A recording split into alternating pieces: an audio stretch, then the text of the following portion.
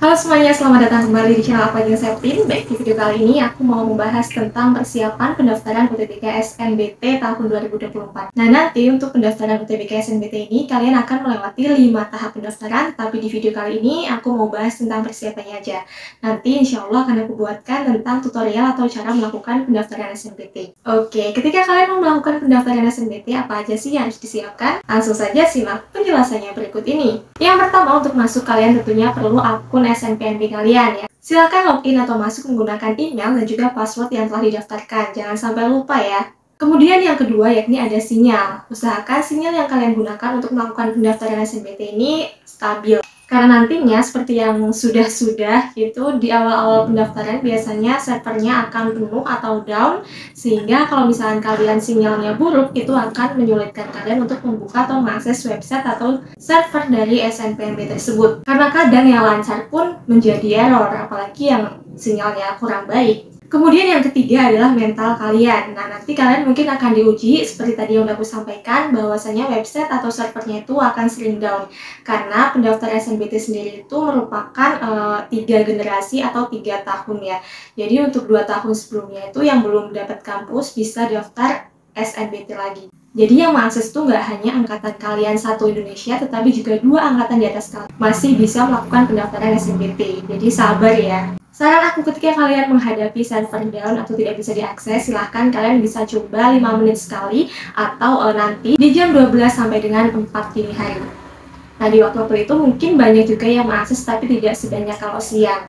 Saran aku kalian juga jangan mengakses di waktu pembukaannya, karena itu nanti biasanya terlalu banyak yang mengakses, servernya akan down atau error. Jadi nanti mengaksesnya itu di tengah-tengah pendaftaran aja. Jangan juga mepet waktu penutupan, karena itu juga akan susah dan juga down. Kemudian yang keempat yang harus kalian siapkan adalah PTN dan juga jurusan yang akan kalian pilih. Nah, untuk di SNBT sendiri kalian bisa memilih 4 jurusan dengan masing-masing aturannya seperti ini. Silahkan dipahami aturannya, jangan sampai pilihan kalian itu menyalahi aturan yang telah ditetapkan oleh panitia SNPNB BP3. Karena kalau menyalahi aturan, nanti kalian tidak akan diseleksi atau bahkan bisa didiskualifikasi. Kenapa aku sarankan dari sekarang kalian memilih jurusan dan juga PTN, supaya kalian ketika melakukan pendaftaran nanti langsung satset gitu. Jadi karena websitenya itu rawan down, jadi sebisa mungkin kalau kalian udah bisa mengakses langsung isikan semuanya, bahkan bisa langsung finalisasi.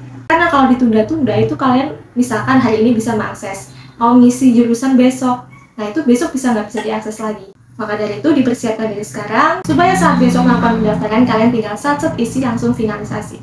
Yang kelima ada pusat UTBK. Nah, pusat UTBK ini saran aku kalian mencari yang paling dekat dengan domisili atau rumah kalian.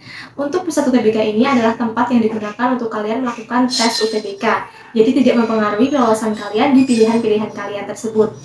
Hanya menjadi tempat tesnya saja. Jadi usahakan yang dekat dengan domisili atau rumah kalian. Kemudian yang keenam adalah portofolio. Nah, ini dihususkan bagi teman-teman yang memilih program studi seni dan juga olahraga. Nanti di bagian setelah pendaftaran atau pemilihan jurusan, kalian akan diberi keterangan apakah kalian perlu melampirkan portofolio atau tidak. Kalau perlu silahkan diisikan. Perhatikan juga aturan-aturannya. Kalau misalkan tertulis tidak perlu, silahkan dilanjutkan atau dikosongi dulu portofolionya. Yang ketujuh ada pembayaran UTBK. Nah, untuk tahun 2024 ini, pendaftar UTBK itu dibagi menjadi beberapa klasifikasi. Yang pertama ada pendaftar KIP kuliah yang bebas biaya pendaftaran UTBK. Kemudian yang kedua, pendaftar KIP kuliah dengan membayar pendaftaran UTBK. Dan juga yang ketiga ada siswa reguler yang tidak mendaftar KIP kuliah sehingga harus membayar biaya pendaftarannya. Silahkan ketika kalian melakukan pendaftaran, sudah siap melakukan pendaftaran SNBT, kalian juga harus siap untuk melakukan pembayaran lewat bank. Jangan sampai kalian melewatkan pembayaran lebih dari 1 kali 24 jam, karena itu bisa kadaluarsa. Jadi saran aku ketika kalian udah mau mendaftar, siapkan pembayarannya. Supaya cepat, saran aku pakai M-Banking aja. Tapi kalau misalnya nggak ada M-Banking, kalian bisa langsung ke ATM atau ke teller. Ingat ya, jangan sampai lama-lama karena itu bisa kadaluarsa.